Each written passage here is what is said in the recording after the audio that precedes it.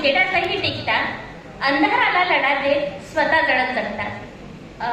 दोन शब्द बोलायची संमती मागते. लेटेस्ट सर आमच्या सबस्टेशनला आले होते. स्पोर्ट्समन, गाण्याची आवड, त्यानंतर अभ्यासाची पण आवड. सरांनी आमच्या स्टुडंट्सला खूप सुंदर म्हणजे मार्गदर्शन केलं, स्पेशली ओहम्सला. एवढं अष्टपैलू व्यक्तिमत्व अशा व्यक्तीसाठी मला मंचकावर बोलण्याची संधी दिली, त्याबद्दल मी सर्वांचे आभार मानते. माझ्या कवितेच्या ओळी स्टार्ट करते.